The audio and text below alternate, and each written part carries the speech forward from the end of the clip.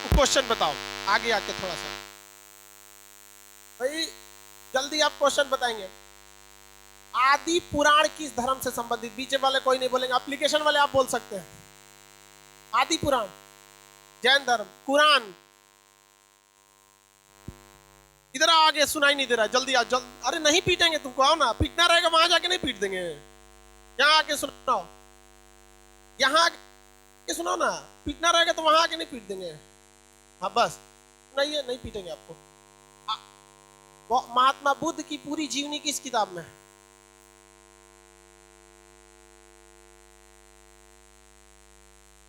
यही नतीजा होता है लड़की की सीट पर बैठने का।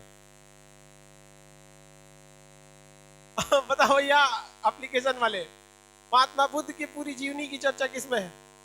अरे पूरी जीवनी विस्तार से, ललित विस्तार, महात्मा बुद्ध से संबंधित 200 कहानियां, जातक, ये दोनों यही रुको लो ले।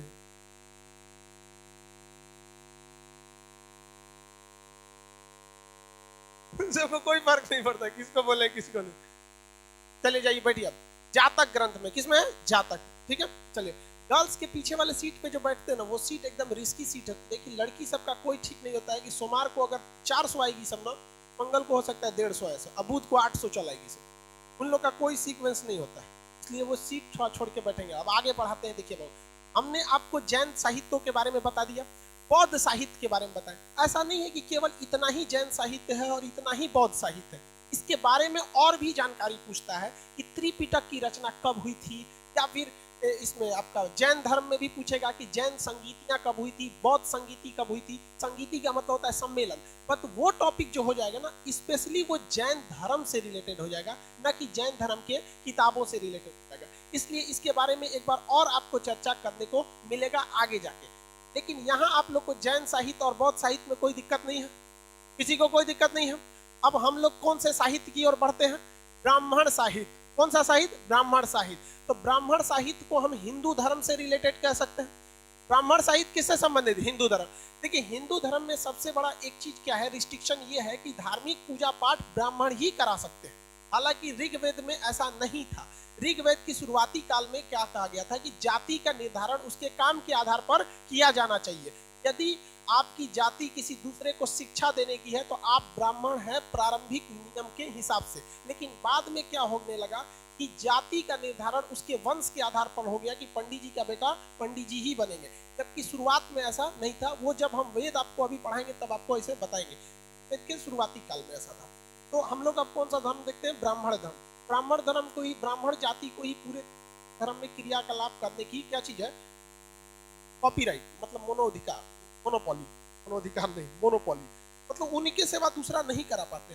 बाकी रिलीजन्स में अगर देखेंगे तो पूजा पाठ कराने के लिए एलिजिबल आपको इतना होना चाहिए, जैसे पादरी बनना है। तो ईसाई धर्म में कोई भी व्यक्ति जो पादरी का कोर्स किया है, जितनी पादरी की जानकारी होनी चाहिए अगर उतना है तो फादर ओ माय गॉड पादरी बन जाए। महिला रहेगी तो नन बन जाएगी। समझ में कि नहीं? इस्लाम में भी है भाई साहब, आपको जो जानकारी है दाढ़ी बढ़ा के टोपी पहन लीजिए, कुछ बोलना जान जाइए, पान उन खाना सीख लीजिए, ये सब चीज जो एलिजिबिलिटी है सीख लीजिए, आप क्या बन सकते हैं? मौलाना बन सकते हैं। वैसे ही वाय गुरु, पगड़ी वाले लोग, ये सब सारी चीजें हैं। तो ब्राह्मण ग्रंथ का डायरेक्ट संबंध किससे है? हाँ, हिंदू धर्म से। आगे बढ़े। बफरिंग क्यों कर रहा है? Server check.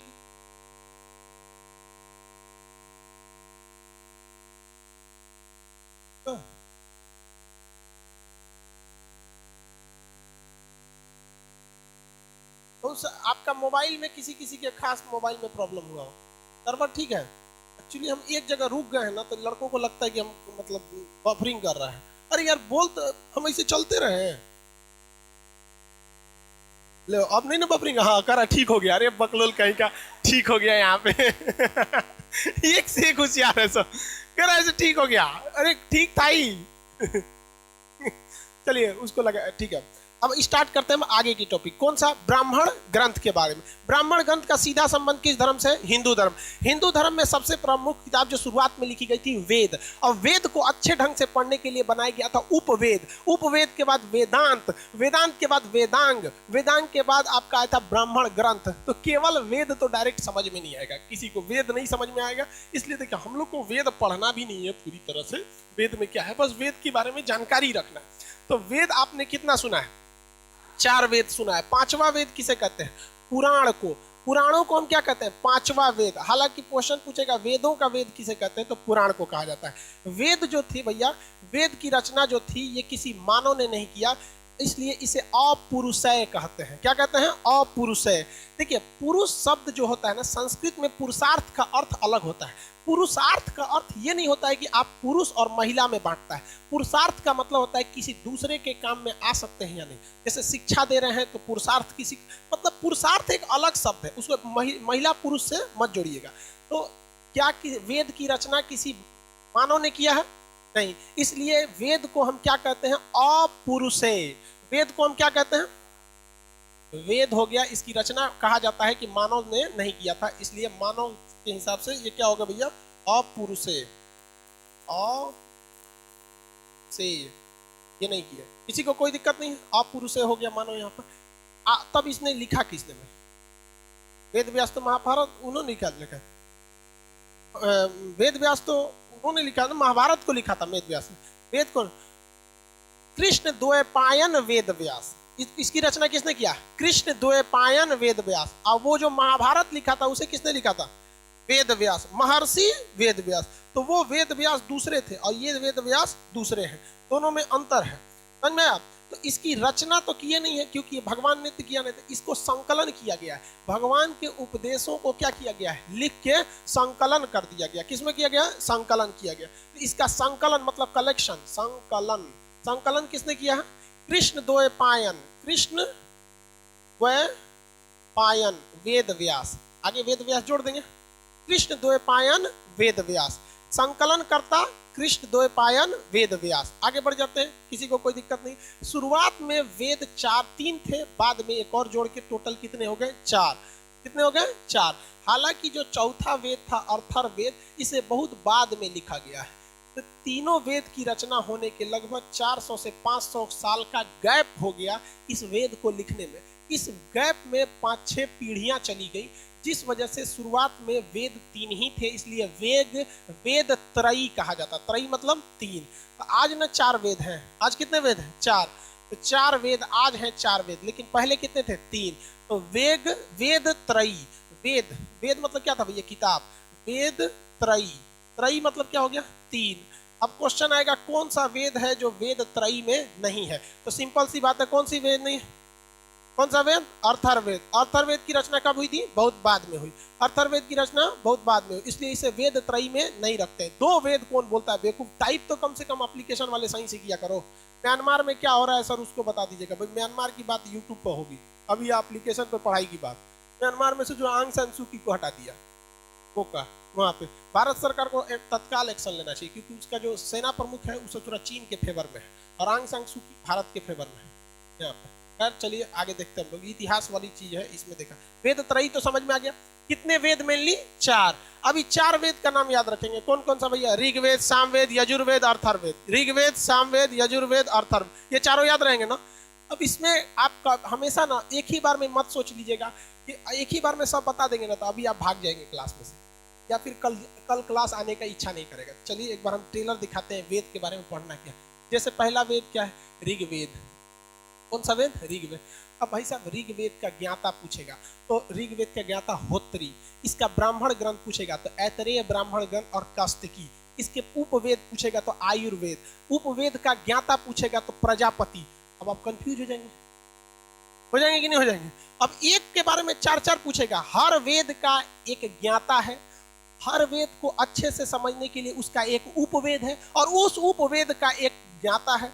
उसके बाद हर वेद का एक 2 ब्राह्मण ग्रंथ है, किसी का 1 है किसी का 2 है, और उसका नाम उटपटांग है कौस्तिकी, शतपथ ब्राह्मण ग्रंथ, ऐतरेय, गोपत ब्राह्मण, पंचवीस।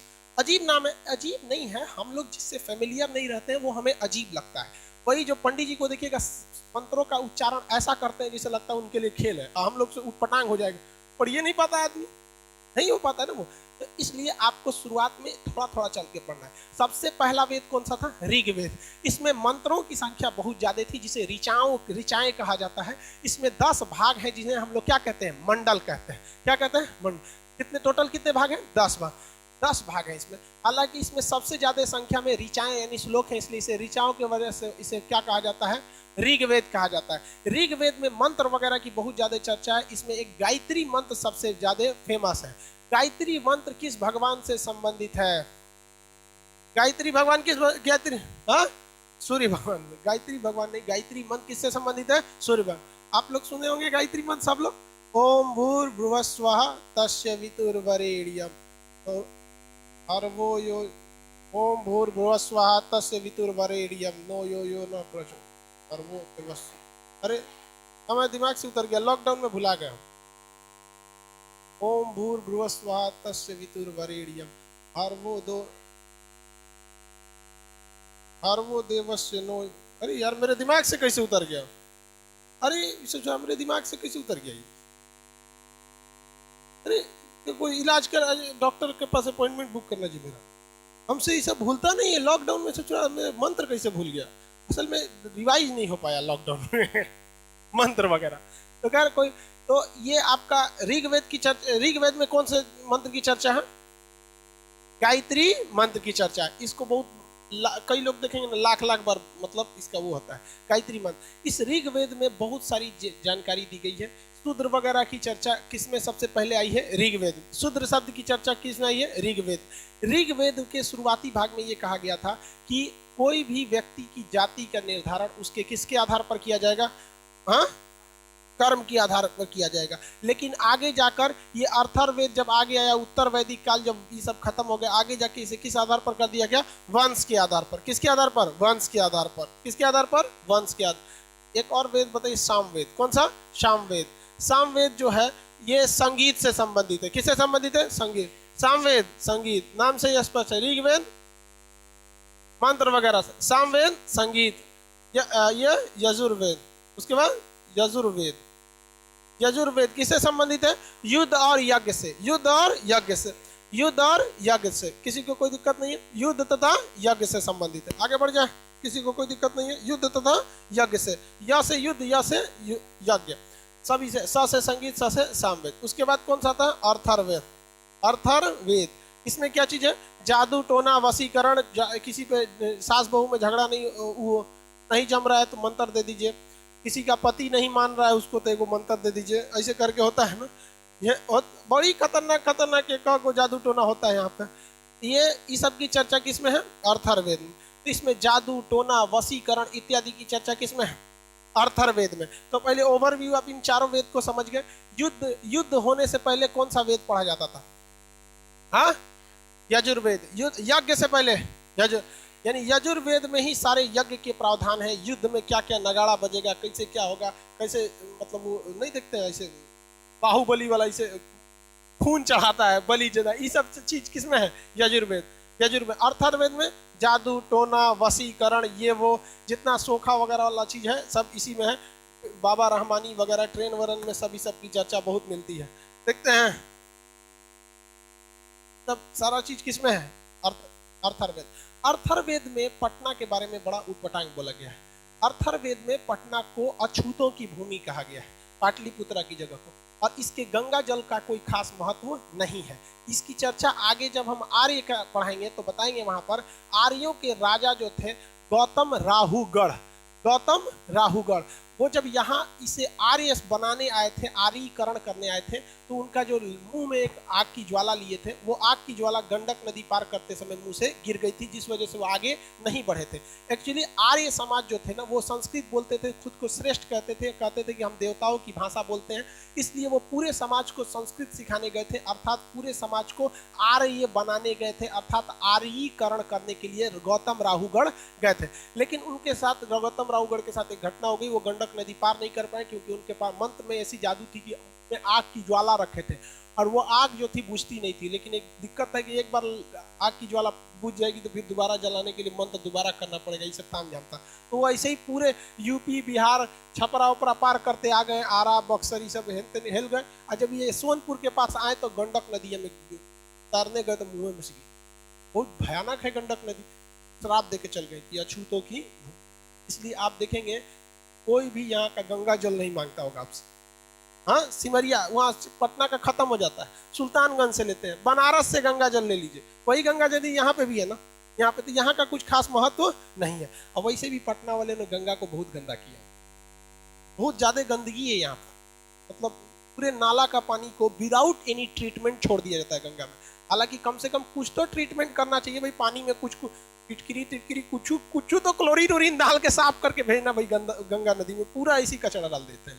तो ये अर्थरवेद वगैरह ये तो समझ में आ गया, किसी को दिक्कत नहीं। पटना को अछूतों की भूमि किसमें कहा गया? पटना नाम थोड़ी था उस समय, पाटलिपुत्रा था, ठीक है। अब देखिए हर वेद जो था ना, हर एक वेद, इस वेद के कुछ ज्ञाता लोग थे। क्या थे? ज्ञाता। तो अभी ज्ञाता का नाम उटपटांग है, होत्री, उर्गाथा, अधर्यु, ब्रह्मा। खैर ब्रह्मा तो नाम उटपटांग नहीं है तो सबको पता है, लेकिन हर वेद का ना एक उपवेद है। क्या है? उपवेद। मतलब जो चीज इसमें नहीं है उसको समझाने के लिए इसमें दिया गया है। तो हर वेद का क्या है भैया? एक उपवेद है। हर एक वेद का क्या दिया गया है? एक उपवेद है।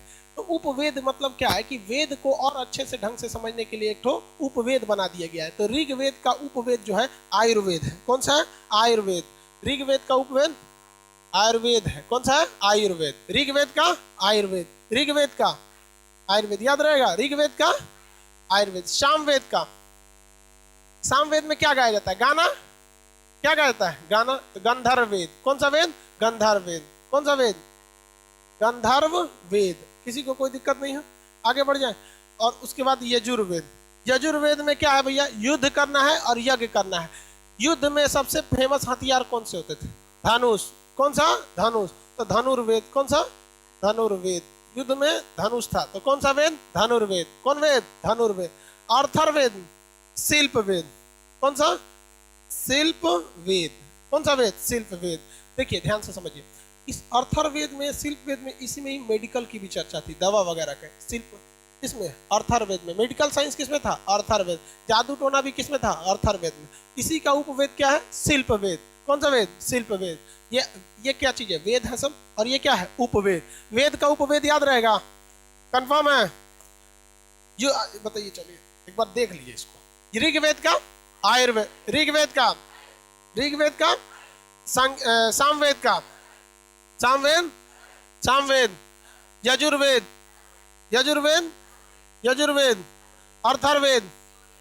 अर्थर्वेद।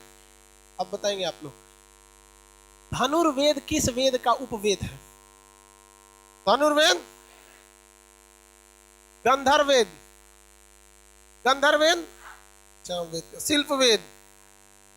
शिल्पवेद, हाँ, अर्थर्वेद, शिल्पवेद, अर्थर्वेद। किसी को कोई दिक्कत नहीं ना। अब यहां फंस जाता है आदमी, जानते हैं क्या? वेद का भी एक ज्ञाता होता है। वेद का भी क्या होता है? एक ज्ञाता। ये एक तरह की पदवी है। क्या है? पदवी है। जैसे हम ऋग्वेद के बहुत बड़े ज्ञाता हो जाएंगे तो हम क्या कहलाएंगे? होत्री। क्या कहलाएंगे? होत्री। खान सर होत्री, है ना? कुछ नाम सुने? अग्निहोत्री। कुछ लोगों, कोई है कि नहीं इसमें अग्निहोत्री? टाइटल होगा, ये तो फिल्म उलिम में कभी सुना हुआ है, विशाल अग्निहोत्री। इसे कल के कोई फिल्म देखे थे शायद, मोहरा मूवी। देखो इन सब नागिन बोलता है। अरे मतलब बात समझिए, मेरे कहने का संग, होत्री जो है ना, होत्री ये कोई एक व्यक्ति नहीं थे। वो क्या है? नाम के आगे आप क्या जोड़ सकते हैं? होत्री वगैरह। वो ज्ञाता कहलाएगा उसका यहाँ पर। अब अभी भी आप देखेंगे ना, बनारस से आप पंडित जी को लाएंगे ना, पंडा बोला जाता है। बहुत बड़े विद्वान होते हैं, पंडा बोलते हैं लोग। अरे बहुत, मतलब उन लोग का ज्ञात बहुत भयानक होता है। बनारस के पंडित पूरी दुनिया में फेमस है सब। किसी बड़े बड़े अंबानी के घर में पूजा होता है ना, तो कहाँ से ले जाते हैं? बनारस। अरे शिवाजी महाराज को भी अपना राज्याभिषेक कराना था तो काशी पंडित को ले गए थे। कहाँ से? बनारस से ले गए थे कि नहीं ले? पंडा लोग। तो वो लोग बहुत बड़े का बड़का ज्ञान ज्ञाता होता है। तो हमको ना क्या करना है कि भैया वेद का ज्ञानी को क्या कहेंगे और उपवेद के ज्ञानी को क्या कहेंगे। तो तो पहले हम लोग वेद लिख देते हैं। पहला कौन सा वेद था भैया? ऋग वेद। देखिए भैया मात्रा गलती हो जाएगा तो मत करिएगा, हमसे मात्रा गलती हो जाता है। उसके बाद सामवेद, उसके बाद यजुर्वेद,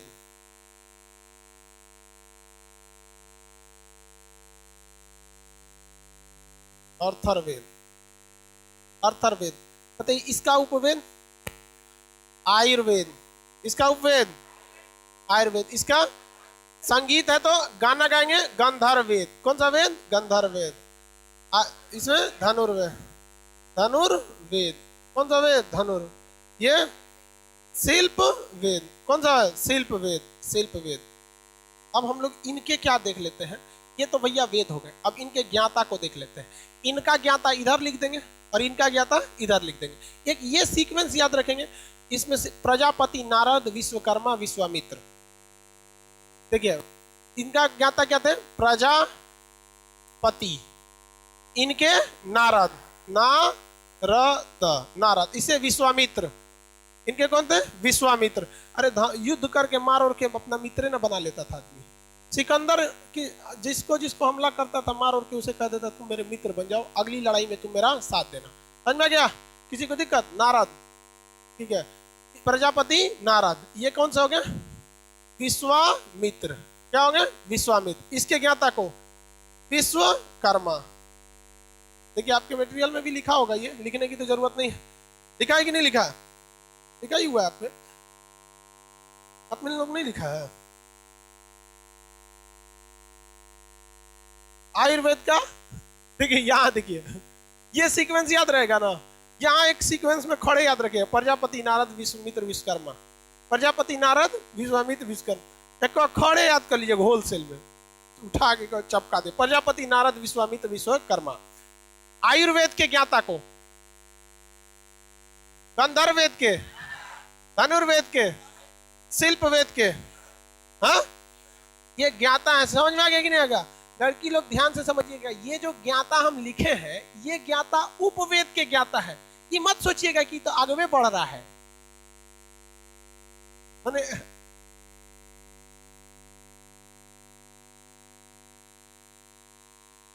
अब इसका ज्ञाता इधर लिख देंगे, कोई दिक्कत? मतलब समझ में आ रहा है कि नहीं लड़की लोग को कि ये जो ज्ञाता लिखे हैं ये हम इसका ज्ञाता लिखे हैं, इसका ज्ञाता नहीं है। इसका ज्ञाता किधर लिखेंगे? इस साइड में। किस साइड में लिखेंगे? इस साइड। इधर लिख देते हैं। रेड कलर तो उन लोग को दिखता ही नहीं है, ऑप्शन वालों को नहीं दिखता है जी रेड कलर। देखो तो रेड कलर दिख रहा है कहीं? अब लिखे चलिए देखिए इसे क्या कहते हैं भैया? होत्री। ऋग्वेद के ज्ञाता क्या कहलाता है? होत्री। वो कह रहा है नो सर रेड कलर नहीं दिख रहा। आप बताओ दिख रहा है कि नहीं दिख रहा है? होत्री। कौन सा है? होत्री। ऋग्वेद का होत्री, ऋग्वेद का होत्री। बाबू ये याद रखियो, यहाँ पे सबसे उठपटांग यही चीज फंसता है एग्जामों में, ये पूछ देता है। और एक और चीज ब्राह्मण ग्रंथ अभी नहीं दिख रहा है, नहीं दिखता। यस यस, आधा यस बोल देता है, आधा नो बोल देता है, समझे में नहीं आता बोल क्या रहा है। सर्वर लोड देखिए कितना है अभी इस पे तो 5500 है। सर्वर लोड देखिए एक बार, सर्वर लगाइए ना, एक मिनट एप्लीकेशन वाले मिट जाएगा सर्वर। हाँ वही है, पूरा फुल स्क्रीन है, ठीक है चलिए। 7250 ठीक है, सर्वर ठीक है तो बैठ जाएगा सर, सर्वर तो दिक्कत हो जाएगा। चलिए इसका बताएंगे, ये ऋग्वेद का होत्री, ऋग्वेद का, और वही आयुर्वेद का प्रजापति, ऋग्वेद का, आयुर्वेद का प्रजापति, सामवेद का उद्गाथा। कौन सा? उद्गाथा। सामवेद का उद्गाथा, सामवेद का उद्गाथा, सामवेद का उद्गात। मटेरियल में कहीं कहीं मिसप्रिंट हो गया। क्या हो गया? मिसप्रिंट हो गया। अब भाई ये थोड़ा संस्कृत के वर्ड थोड़ा उठपटांग है, इसलिए टाइपराइटरों तरह से क्या कर दिया? मिसप्रिंट कर दिया। समझ में गया? झारखंड वाला पढ़ाओ, अंबेडकर छात्रावास वही है ना, 1 साल पहले मिला था, मोटा उटा गया है। बैठ जा बैठ जा बैठ जा, बहुत तगड़ा मोबाइल रख ले, वही वाला है मोबाइल। वाह दिखा दिखा मोबाइल, दिखा दिखा मोबाइल। तू अपना नहीं लाए हो? इसका मोबाइल हमसे भी बड़ा है, हमारा तो भैया 2016 का है, इसका पाई सधा दी है, इसमें फ्लैश लाइट भी नहीं है, अगवा फ्लैश लाइट नहीं है। दुकानदारवा बोलता है ना कि सर जी इसको बदलते का ही नहीं है, इसका हर एक चीज पता है हमको, कहाँ क्या चीज है, फोन नंबर। अब बाकी नया सोच रहा मोबाइल में समझे में नहीं आता क्या क्या दे दिया है। आईफोन हम लोग दूसरा जमाना के आदमी है, हम लोग से आईफोन बुझी भी नहीं करेगा। ठीक है, ये ऋग्वेद में क्या हो गया, होत्री। सामवेद का उद्गाता, सामवेद का सामवेद, यजुर्वेद अधर्यु, कौन सा है, अधर्यु, अधर्व्यु, कौन सा है, अधर्व्यु। उसमें क्या लिख दिया मटेरियल में, अरे उसमें कुछ गड़बड़ लिख दिया है, अधर्व्यु लिखना है चाहिए, बहुत मिसप्रिंट है जी इसमें, मिसप्रिंट ज्यादा है, कोई बात नहीं, मिसप्रिंटे के बहाने तो आप मटेरियल में पढ़ेंगे, मिसप्रिंट के बहाने ही तो क्या पढ़ेंगे आप, मटेरियल पढ़ेंगे, नहीं तो ऐसे ही छोड़ देंगे सब अचार डालने के लिए। कौन सा हो जाएगा, अधर्यु। बताइए ऋग्वेद का, सॉरी यजुर्वेद का अधर्यु, यजुर्वेद का अधर्यु। हालांकि आप देखेंगे तो दोनों का नाम हल्का हल्का मैच कर रहा है, ऋग्वेद अधर्यु, मतलब हल्का एक टोन सा। देखिए कुछ कुछ चीजें होती है दिमाग पे हिट करती, आपका आप कुछ आप सेल्फ में कुछ ट्रिक टाइप में याद रख सकते हैं, क्योंकि यहाँ आपको केवल ये याद रखना ही पड़ेगा, दूसरा कोई उपाय नहीं है, दूसरा कोई उपाय नहीं है, नहीं तो फिर आपको भी ऐसे देख देख मटेरियल पढ़ते रहेंगे यहाँ पर। इसके तो कोई दिक्कत नहीं है, यहाँ पे कोई दिक्कत नहीं है। अर्थर्वेद के ब्रह्मा जी, अर्थर्वेद के ब्रह्मा, अर्थर्वेद का ब्रह्मा, याद रहेगा। चलिए इसका मतलब आप ये समझ गए कि ये जो हमने लिखा है ये किसके, ये क्या चीज है भैया, वेद, और ये उस वेद का क्या है, उपवेद। वेद का क्या है, उपवेद। किसी को दिक्कत, कौन सा है, वेद। वेद के इधर ज्ञाता हो गए और ये इस वेद के यहाँ ज्ञाता हो, समझा क्या। मान के चलिए हमने आयुर्वेद खूब अच्छा से पढ़ लिया, आगे जो खान सर प्रजापति, हाँ ज्ञाता हो जाएंगे हम। हालांकि हम पढ़े नहीं है इतना, बस उतना ही आदमी पढ़ा जितना आपको पढ़ा सके, क्योंकि हम लोग का ये मेन काम तो है नहीं, पंडित जी लोग को पूरा जाते होगा। सामवेद जो होता है ना बहुत क्लिष्ट है, क्लिष्ट मतलब टफ है, उच्चारण सामवेद का बहुत ही टफ है, ये इसमें बहुत ज्यादा मेहनत लगता है। संगीत वगैरह की चर्चा किसमें है, सामवेद। संगीत के जो स्वर आते हैं सा रे गा मा प ध नी, सा नहीं होता है रे बकलोलवा, साते को होता है, फिर तू सा रे गा मा प ध नी, बस फिर सा लेके चलाता है, वो पट्टी फिर घूम के चलाता है, समझा क्या।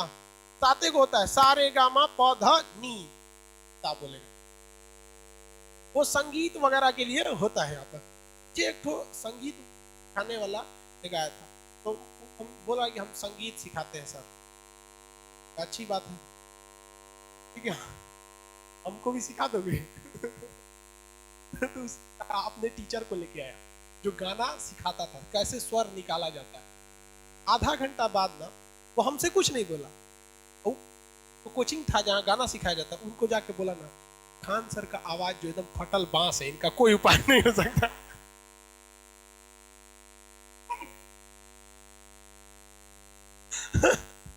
बहुत खराब आवाज हो गया है मेरा, ये इतना अभी तो आदमी कम पढ़ा रहा है, वरना जो पुराने बैच के लड़कों से मिलेगा ना, सुबह 7 बजे से रात 9 बजे तक क्लास रहता था, पढ़ाते पढ़ाते आदमी उब जाता था, गला एकदम मतलब अब जवाब दे दिया, ये ओवर टाइम काम कराते हैं गला को। इसलिए हमारे लिए ये भाई सामवेद तो है ही नहीं है, वो नाम संगीत गाना चालू करेंगे तो आधा लोग भाग जाएगा लोग। सामवेद का उपवेद कौन सा है, याद हुआ या नहीं हुआ ये बताइए, हो गया। अब हम लोग इसका क्या देख लेते हैं, ब्राह्मण ग्रंथ। इसका क्या देखते हैं, ब्राह्मण ग्रंथ।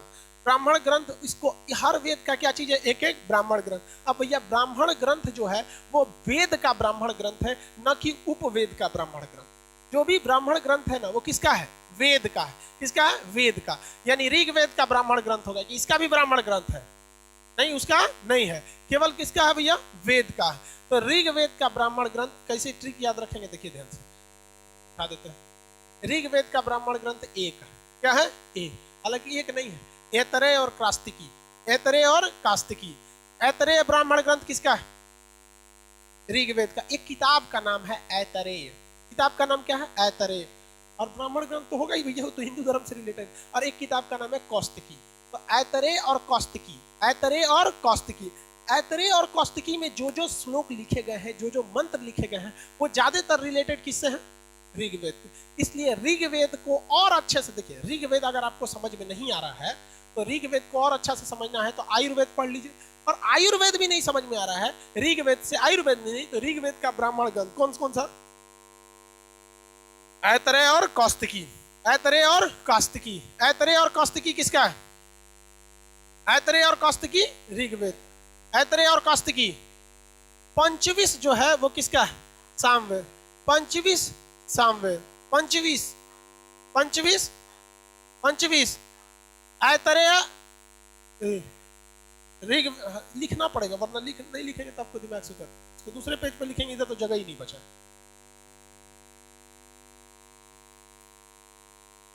पहले वेद देख लेते हैं। इसी हर वेद का क्या चीज है भैया? ब्राह्मण ग्रंथ, ब्राह्मण ग्रंथ। पहला वेद ऋग्वेद, पहला ऋग्वेद। ऋग्वेद में सबसे ज्यादा क्या चीज है? मतलब ऋचाएं हैं। क्या चीज है? ऋचा। ऋचा एक तरह का श्लोक होता है, तो ऋचाओं की वजह से उसे ऋग्वेद कहा गया। ऋग्वेद का ब्राह्मण ग्रंथ ऐतरेय, ऐतरेय ब्राह्मण ग्रंथ, ऐतरेय और कौस्तुकी, ऐतरेय और कौस्तुकी। दूसरा बोलेंगे भाई सामवेद, सामवेद। सामवेद में बोलिए तो पंचविश, पंचविश। कौन सा भैया? पंचविश। सामवेद का पंचविश, सामवेद का, सामवेद, सामवेद। अब आते हैं हम लोग किस पे? यजुर्वेद, युद्ध वाला यजुर्वेद, यजुर्वेद। कंफर्म? किसी को दिक्कत नहीं ना यहाँ तक में? यजुर्वेद का उपवेद तो पता होगा। यजुर्वेद में युद्ध की चर्चा है तो धनुर्वेद। कौन सा? धनुर्वेद। यजुर्वेद के ज्ञाता को भाई यजुर्वेद का विषय का,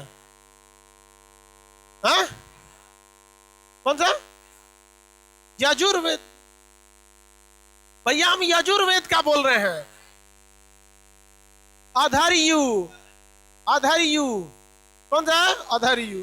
अबे पगला गया सब। हम इसके ज्ञाता का पूछ रहे हैं। इसका उपवेद एप्लीकेशन वाला सबका सही आंसर आया अपने आज, इसलिए इसमें ज्यादा आज इसको इसी को रिवाइज ज्यादा कराएंगे वरना आप लोग खिचड़ी हो जाएगा। यजुर्वेद का ज्ञाता अधर्यु, यजुर्वेद का उपवेद है आपका धनुर्वेद। और धनुर्वेद से जब धनुष से मार और के मित्र बना लेंगे कि तू तब हो जाएंगे विश्वामित्र। तो आप उधर पहुंचा दिए। आप लोग बताइए, एप्लीकेशन वाले ठीक है भाई, आप लोग अच्छा से पढ़िए। लाइव वाले लोग आप लोग का भी ठीक है। ये कौन सेंटर का कैमरा इतना उटपटांग लगा है? कौन सा? नहीं, सुल्तानगंज। भाई कैमरा में आप क्या दिखा रहे हैं हमको? मेरे दीवार दिख रहा है। लखीसराय नीचे, लखीसराय वाले लोग ठीक है। आगे एकदम गेरुआ वस्त्र में कौन बैठा है कैमरा के पास? योगी आदित्यनाथ। वही लखीसराय।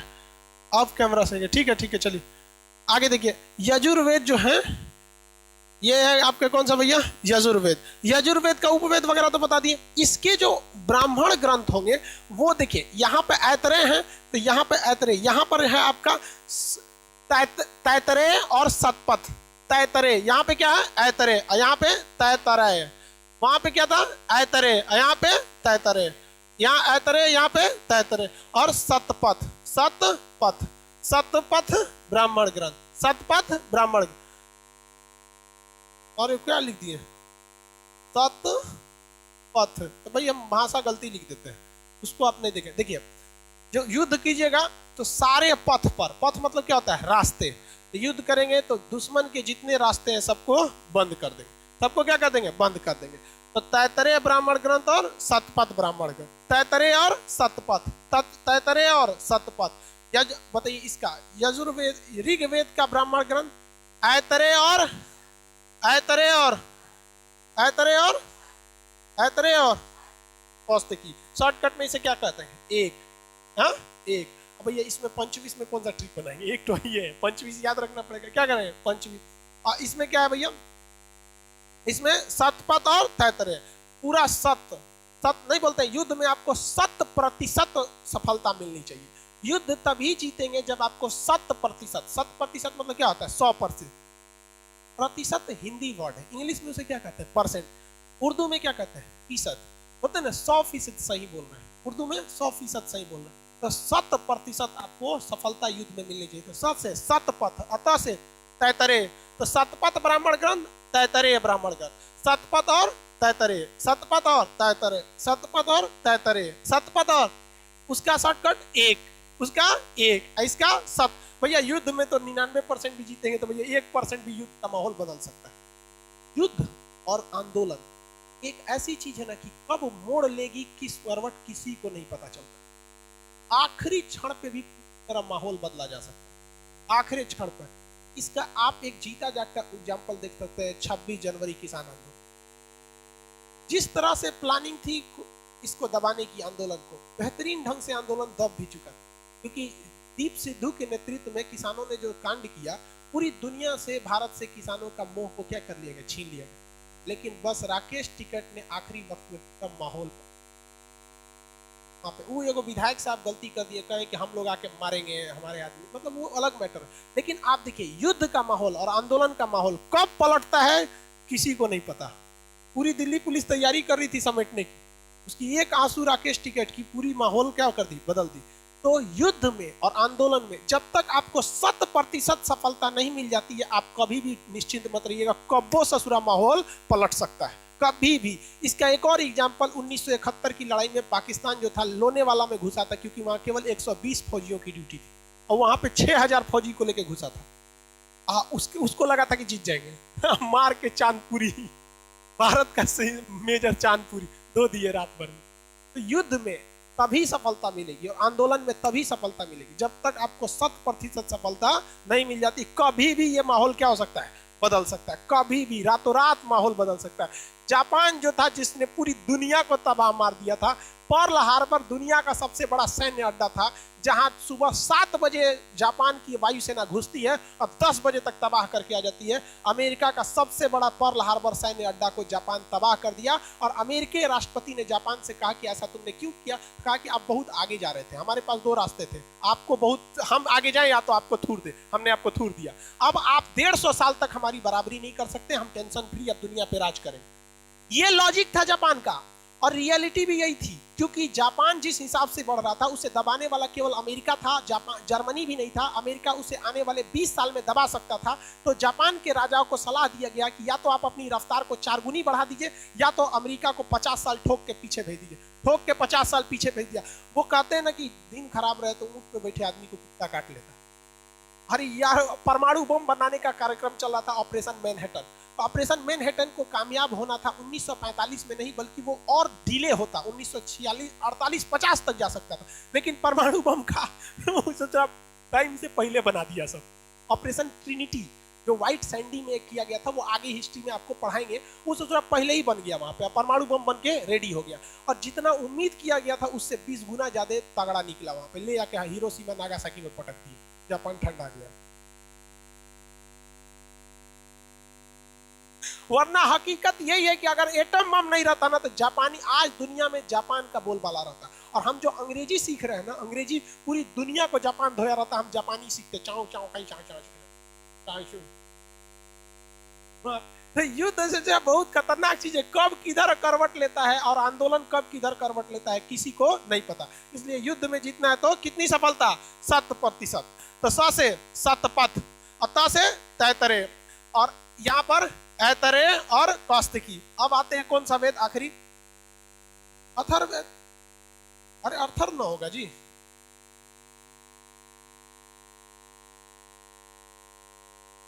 अर्थर ठीक लिखा है जी। अरे चले गए यहाँ पे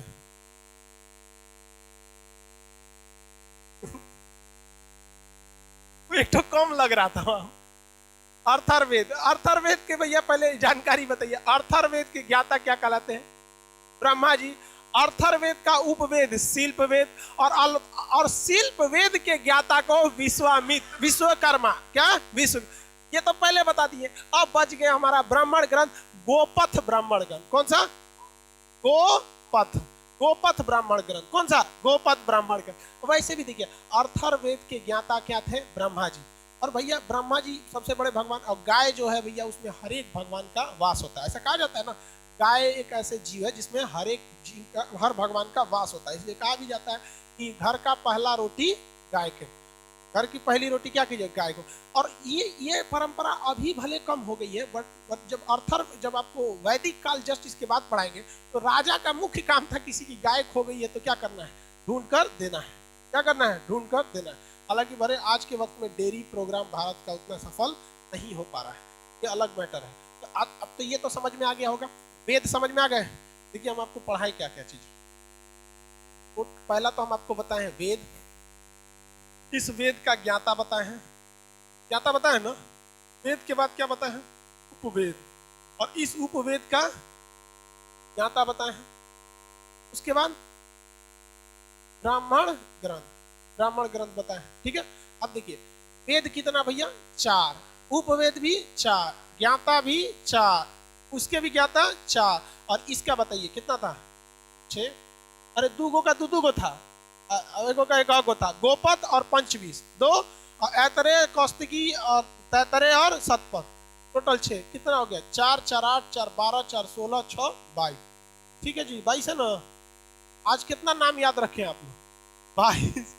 22 नाम। अब कोनो नाम सीधा नहीं है, केवल ही वेद का नाम सीधा है, वेद का नाम सीधा है। टोटल वेद की संख्या बोलेंगे अभी फिलहाल, टोटल वेद की संख्या 4। जादू टोना वशीकरण की चर्चा किस, कौन सा ऐसा वेद है जिसमें युद्ध की चर्चा है? यजुर्वेद, युद्ध और यज्ञ। इस किताब को यजुर्वेद जो है इसको 2 तरह से लिखा गया। कहाँ गया भैया? ये जो यजुर्वेद है, यजुर्वेद इसे 2 शैलियों में लिखा गया है। इसका आधा भाग कविता की तरह है और आधा भाग कहानी की तरह है। तो जो कविता की तरह होता है उसे कहते हैं पद्य, और जो कहानी की तरह होता है उसे क्या कहते हैं? गद्य। तो poetry and prose, poetry and prose. कविता को क्या कहते हैं? पोइट्री। कविता को पोइट्री, वो कम शब्दों में बताया गया होता है। क्या कहता है? कम शब्दों में बताया गया। और जो प्रोज होता है यानी गद्य वाला भाग, वो कहानी की तरह होता है। तो गद्य को समझना काफी इजी होता है, लेकिन पोइट्री को समझना काफी मुश्किल होता है। तो आप इसे अपनी कैसे मुश्किल होता है भाई?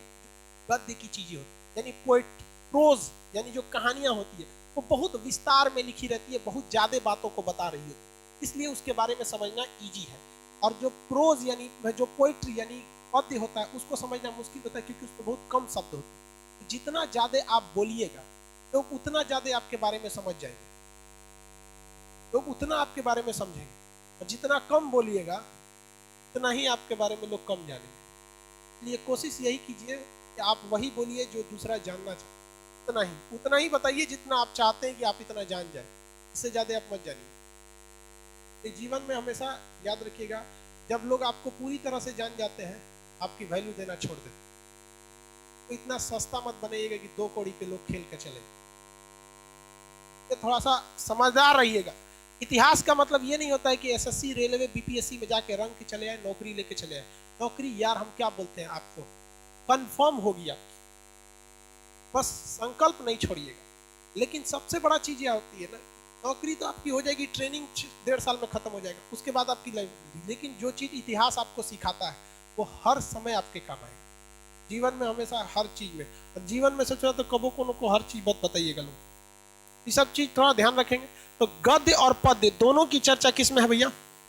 यजुर्वेद में। गद्य और पद्य दोनों की चर्चा, इसका मतलब ये हुआ ये जो इसमें यज्ञ की भी चर्चा है, तो यज्ञ वाली बातें कविता के रूप में लिखी रहेंगी। पंडित जी को देखिएगा, यज्ञ कराएंगे, हवन कराएंगे तो एकदम कविता के भांति पढ़ते हैं उसको, देखते हैं। बस अगर संगीत लगा दीजिएगा तो एकदम गाना बन जाएगा, बस म्यूजिक वगैरह लगा दे, संगीत बड़े बढ़िया से पढ़ते। लेकिन युद्ध में कविता की तरह पढ़ देंगे तो उसको युद्ध शैली नहीं पता चलेगा कि कैसे मारना है, कौन तरह का हथियार को खुले मैदान में ले जाना है, किस तरह के हथियार को बीच वाले ले जाना है। बाहुबली मूवी देखे थे ना, जो भल्लाल देव था उस सब मेन हथियार अपने रख लिया, और खुले मैदान की लड़ाई थी और इसको बाहुबली को किला तोड़ने वाला हथियार दे दिया, वो ससुरों में तिरपाल बांध के उड़ा दिया दुकुंची बांध के उड़ा दिया तमाम। तो ये युद्ध वगैरह की शैली किसमें चली की गई है भैया? यजुर्वेद में। आपको कंप्लीट याद रहेगा। ब्राह्मण ग्रंथ कंफर्म है, याद हो जाएगा। गोपद ब्राह्मण ग्रंथ किसका? गोपद ब्राह्मण ग्रंथ सामवेद का, जो सामवेद है उसका अथर्ववेद पंचवेद, सामवेद का, यजुर्वेद का। यजुर्वेद मतलब युद्ध, युद्ध में कब जीतेंगे? 100% होना चाहिए। तो सतपथ और तैतरे, सतपथ और एक शॉर्टकट ट्रिक किसका था? ऋग्वेद का एक से ऐतरे कौस्तुकी, ऐतरे और कौस्तुकी, ऐतरे और कंफर्म, किसी को कोई दिक्कत नहीं, ऐतरे और कौस्तुकी। आपको हम 2 मिनट टाइम देते हैं, किसी को खड़ा करके पूछेंगे, लाइव सेंटर में भी पूछ सकते हैं, कहीं से भी पूछ सकते हैं, तब 2 मिनट में रिवाइज कीजिए। रीजन समझिए क्या है कि ये चीज अगर यहाँ याद नहीं हुआ ना तो लिख लीजिएगा मटेरियल के पीछे की घर कब ना याद होगा।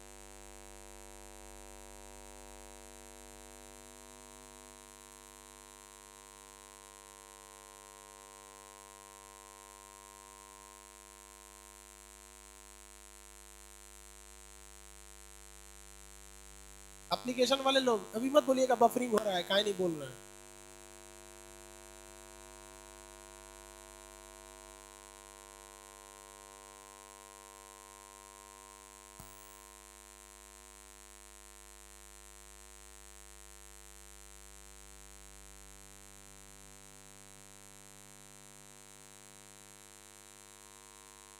जल्दी एप्लीकेशन वाले लोग, आप लोग भी रिवाइज करें। पटना का आवाज बंद कर दीजिए, लाइव सेंटर का भी आवाज बंद कर दीजिए, हम सीधे एप्लीकेशन वालों से बात करें, ठीक है। यहाँ का आवाज बंद, एप्लीकेशन वाले लोग आप बताना चालू करेंगे, वो छोड़ दीजिए, ठीक है। कौस्तिकी ब्राह्मण ग्रंथ किसका है? आंसर दीजिए लो फटाफट। कौस्तिकी, चलो पढ़ा आपने। कौस्तिकी ब्राह्मण ग्रंथ किसका है? कौस्तिकी चाइनीज में क्या लिखता है आंसर? कौस्तिकी ब्राह्मण ग्रंथ ऋग्वेद का, ऋग्वेद का। गोपथ ब्राह्मण ग्रंथ, गोपथ, गोपथ का आंसर देंगे लोग। गोपथ ब्राह्मण ग्रंथ, गोपथ ब्राह्मण ग्रंथ, वेरी गुड। गोपथ जो है आपका अथर्ववेद का, वेरी गुड। बताइए तो ऋग्वेद का उपवेद जो है, ऋग्वेद का उपवेद क्या है? ऋग्वेद का उपवेद क्या है और उसके ज्ञाता का नाम क्या है? ऋग्वेद का उपवेद आयुर्वेद, ठीक है। आयुर्वेद के ज्ञाता का नाम, आयुर्वेद के ज्ञाता का नाम, आयुर्वेद के ज्ञाता का नाम बताते चलेंगे आप लोग, लाइव वाले सब लोग, आप लोग बोलते चलेंगे, ठीक।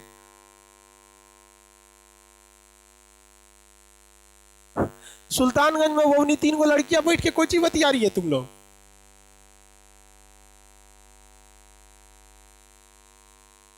आंसर दिया कीजिए आप लोग, सुल्तानगंज वाले बैठ के अपने बतिया रही है सब। चलिए ये बताइए कौन सा वेद है जो तीनों गद्य और पद्य दोनों में है? कौन सा वेद है जो गद्य और पद्य दोनों में है? कौन सा वेद है जो गद्य और पद्य दोनों में है? गद्य पद्य दोनों में है, ठीक है, आयुर्वेद है। गायत्री मंत्र की चर्चा, गायत्री मंत्र की चर्चा किस वेद में है? गायत्री मंत्र की चर्चा, हाँ ठीक है, एकदम बढ़िया से याद रखो भैया। चलिए आवाज कंप्लीट। चलिए देखते हैं कितने लोग पूरा बता सकते हैं। इसको रिवाइज कैसे कीजिए घर पे? मान के चलिए घर पे रिवाइज करना है, कैसे करेंगे? हाँ देखो भैया, यहाँ देखिए, एक बार मेरी ओर देख लीजिए। सबसे पहले वेद कौन सा हो गया? ऋग्वेद। मंत्र वगैरह की चर्चा गायत्री मंत्र की। इसके ज्ञाती ज्ञाता होत्री, होत्री हो गए, यहाँ पे काम खत्म। इसका उपवेद आयुर्वेद, इसका उपवेद आयुर्वेद। आयुर्वेद के ज्ञाता प्रजापति, प्रजापति, ये भी काम खत्म, इसको भी घेर दिया, प्रजापति हो गया। अब बताइए इसका ब्राह्मण ग्रंथ ऐतरेय और कौस्तकी। इसका शॉर्टकट ट्रिक क्या होता है? एक शॉर्टकट ट्रिक, एक शॉर्टकट ट्रिक है एक। वो मटेरियल में आप मन करे तो आप एक लिख सकते, हो गया। दूसरा कौन सा भैया? शाम वेद, संगीत वगैरह की चर्चा, सारे गामा पद। इसके ज्ञाता उद गाथा, गाना गाएंगे तो उद गाथा हो गया, उद गाथा। तो इसका उपवेद, गाना गाएंगे गंधर्व वेद, गंधर्व वेद। और इसके नारद जी, नारद कौन है? नारद। इनके उपवेद ब्राह्मण ग्रंथ में पंच, पंच विष, कंफर्म, इसको घेरने की जरूरत नहीं, अकेले ही है। तीसरा यजुर्वेद, यजुर्वेद। उपवेद नहीं, इसके ज्ञाता कौन है? इसके ज्ञाता का नाम अधर्युम, अधर्यु, ज्ञाता का नाम अधर्यु। इसका उपवेद का नाम, युद्ध की चर्चा इसने यजुर्वेद, यजुर्वेद, यजुर्वेद का धनुर्वेद ना होगा, यजुर्वेद तो वेद हो गया, इसका उपवेद धनुर्वेद। धनुष से मार और के क्या बना देना, पूरे विश्व को युद्ध करके विश्वामित्र। इसका ट्रिक क्या था, 7%, स से 7 पथ और त से तय तरय, तय तरय, तय तरय। चौथा अर्थर्वेद, कौन सा वेद, अर्थर्वेद। इसके ज्ञाता, ज्ञाता का नाम ब्रह्म, ज्ञाता का नाम ब्रह्मा। उसके बाद अर्थर्वेद का उपवेद शिल्प वेद, कौन सा वेद, शिल्प। इसके ज्ञाता विश्वकर्मा, इसके ज्ञाता विश्वकर्मा। इसका ब्राह्मण ग्रंथ गोपथ, कौन सा, गोपथ ब्राह्मण, कौन सा ग्रंथ, गोपथ। चलिए समझ में आ गया कि नहीं आ गया, आगे बढ़े, किसी को इसमें कोई दिक्कत नहीं है। अब क्वेश्चन पूछेंगे तो बता देंगे आप लोग। आज कौन सी तारीख है भैया, 3, इंजेक्शन लगवाना है आज। हाँ, आज वो सोच रहा 14 दिन का सिलेबस बना दिया, ये तारीख को इतना लगे, ये तारीख को, यहाँ सुधर गया। कल 4 तारीख हो जाएगा। देखिए भैया, एक एप्लीकेशन वाले लोग ध्यान से सुनिए, एप्लीकेशन में टोटल 11 लाख से ज्यादा लड़के हो गए। हमारे पास जगह नहीं है एडमिशन लेने का, तो जो लड़के ऑलरेडी मैप के क्लास में है, ये एप्लीकेशन वालों के लिए सूचना है, तो पटना का आवाज पहले बंद कीजिए। ये हाँ, आप नहीं सुन, आप लड़की लोग सुन लेंगे, लोग अलग बात। तो एप्लीकेशन में जितने लड़के हैं जिनका ऑलरेडी मैप का क्लास चल रहा है, वर्ल्ड मैप, हम उन्हीं को असाइन कर देंगे इंडियन मैप में। मतलब उन्हें एडमिशन लेने की जरूरत नहीं पड़ेगी, क्योंकि एडमिशन ओपन करेंगे तो बाकी लोगों को भी करना पड़ेगा। तो समझ में आ गया, आप लोग को टेंशन नहीं है, आप लोग का क्या हो जाएगा, असाइन कर दिया जाएगा। समझ में आ गया, नया मतलब नया एडमिशन उसमें नहीं लिया जाएगा। अब जो पटना वाले और लाइव सेंटर वाले लड़के हैं, उन लोग समझिए ध्यान से, लाइव सेंटर वाले कल 4 बजे से, कल 4 बजे नहीं, कल 4 तारीख है, कल 4 तारीख है, 9 से 10 जैसे हिस्ट्री खत्म होगा, 10 से 11 में आपका मैप का क्लास स्टार्ट हो जाएगा। इंडियन मैप शुरू होगा। कौन सा मैप, इंडियन मैप। किसी को कोई दिक्कत नहीं है, इंडियन मैप का क्लास शुरू हो जाएगा। जितने लोग एडमिशन नहीं लेंगे दिए हैं, उसमें इंडियन में आप लोग ले लेंगे लोग। किसी को कोई दिक्कत है, किसी को कोई दिक्कत नहीं है। कल कितने बजे मैप का क्लास है, 10 से 11, आपका सीक्वेंस में हो गया, किसी को कोई दिक्कत नहीं। और मंगलवार से 8 बजे से क्या हो जाएगा, बायोलॉजी। बायोलॉजी में क्या शुरू हो जाएगा, कोशिका से, कोशिका से शुरू करना था, तो मंगलवार से बायोलॉजी होगा। बायोलॉजी का भी एडमिशन एप्लीकेशन, हाँ, आप जूलॉजी हुआ था, बॉटनी हुआ था ना, बॉटनी खत्म हुआ था, हमको याद है, आनुवांशिकता पे खत्म किए थे। सेल खत्म हो गया था, उसके आगे का नहीं ना था, हाँ? नहीं तो फिर से स्टार्ट तो सेल से ही करना पड़ेगा ना। स्टार्ट किसे करना पड़ेगा, सेल्स। रीजन समझिए, 10-20। अच्छा, मैप में जिन लड़कों का, सुनिए ध्यान से, जिन लड़के ऑफलाइन वाले लड़के थे, वो जिनका मैप में नदी बचा था, इंडिया की नदी बचा था, तो जो इंडिया वाली नदी बची थी, उन लोग का क्लास जो है ना, ये जो सैटरडे आ रहा है, कल सैटरडे तो है नहीं, कल थर्सडे, तो वो सैटरडे के दिन हम वो क्लास, नदी का एक एक्स्ट्रा क्लास ले लेंगे, तो उनका भी पूरा कंप्लीट हो जाएगा, वेट नहीं करना पड़ेगा। नदी है ना बचा था, तो इंडिया में लॉकडाउन हो गया था अचानक से सुना, अब वो हम क्या करें, उस पर अचानक हो गया, तो हम लोग के बस में तो था नहीं, हम लोग को भी ऑनलाइन ला दिया। बताओ, जो आदमी फेसबुक चलाना नहीं जानता था, हमको आज भी फेसबुक चलाने नहीं आता। इंस्टाग्राम पे हमको 1 लाख फॉलोवर वाला कर रहा है, हमको नहीं सोचा इंस्टाग्राम कौन चीज, हमको आता ही नहीं है। मजबूरी में हमको यूट्यूब पर आना पड़ा, दूसरा कोई रास्ता नहीं था। आज 6 मिलियन हो गए, 6 मिलियन हो गए कि नहीं जी,